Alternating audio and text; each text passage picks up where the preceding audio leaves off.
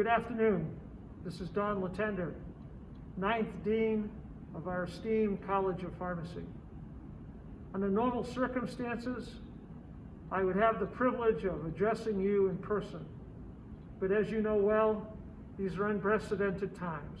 So as a consequence, our team has taken the opportunity to send this to you virtually.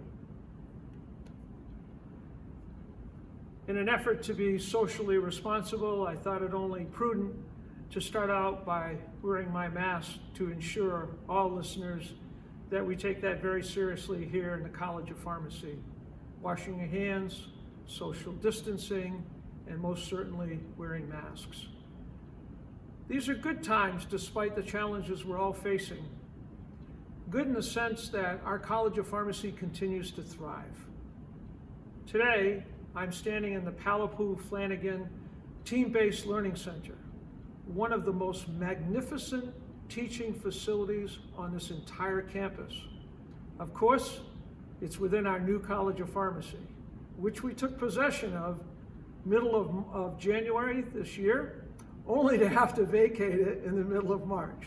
Yet, despite that hiccup caused by the pandemic, we came together over the summertime, faculty, staff, and students, and we began in earnest in the middle of August with the fall semester of 2020. Hard to believe, but we're already a third of the way through the semester, and things are going very well. The incoming P1 class, 99 individuals, 70% of whom are women. Our teaching, our work in service, and our work in patient care continue unabated. Our educational delivery system, we've settled on a hybrid system where our students will actually come to class. Just yesterday I was in this classroom and a goodly number of students were in here. Many of their classmates were opting to take their didactic work from a virtual format.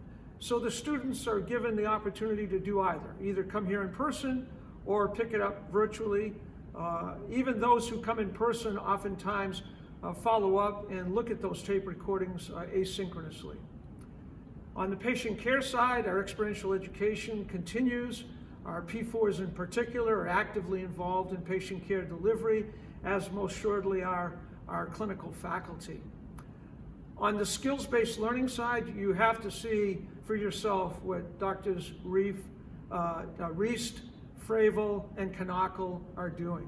It's just been extraordinary how they have implemented as a part of the teaching process the utilization of masks and shields and other protective equipment in skills-based learning to help actualize what it's like in a normal patient care setting. It's just been extraordinary what they have done on all fronts, didactic, skills-based, and experiential. We're just doing great things. On the scientific side, we continue to just boom. Just last week alone, two of our faculty, Drs. Polgren and Anderson, each received NIH grants, one for $700,000 and the other for $1.8 million. Phenomenal that they're able to continue on with their grantsmanship. If you could, and I could, I'd love to take you to our laboratories right now where it's just a beehive of activity. We continue to motor along and do the great work in science. As you know, in addition to the pandemic that we're grappling with, we're also dealing with a couple of other key challenges. One, social unrest. We've certainly had our share of that in recent months here in Iowa City, rightfully so.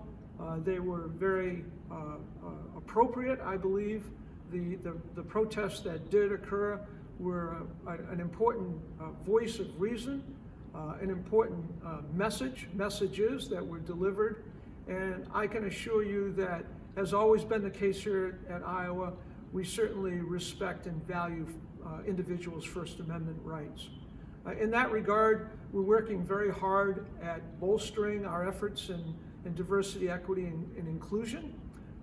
And we're very, very much a part of that here in the College of Pharmacy. We've had several listening sessions, and they have gone exceedingly, exceedingly well.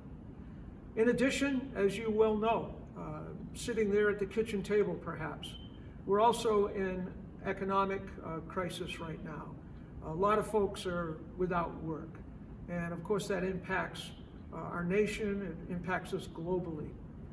I want to just take a moment, and despite the economic challenges, the support for our college, philanthropic support, continues to come in. And we are extremely grateful for your financial support so that we can continue to deliver the highest quality education, to be able to continue in our efforts in scientific discovery, and most assuredly continue in our efforts in civic engagement. Thank you very, very much from the bottom of my heart for all that you're doing to help provide support to our College of Pharmacy. So in closing, yes, these are challenging times, unprecedented. It's tough enough to deal with one challenge, in this case a global one, the pandemic. But when you add on top of that social unrest, and you add on top of that the challenges of our economy, that's quite a burden for all of us to try to manage. But I want to assure you, as Dean of this magnificent College of Pharmacy, that we are doing exceedingly well. We have pulled together as a college family, students, faculty, staff. We're doing it right. We're doing it well, educationally, scientifically, and in service engagement. To all of you, my sincere best wishes. Be well, be safe, and go Hawks!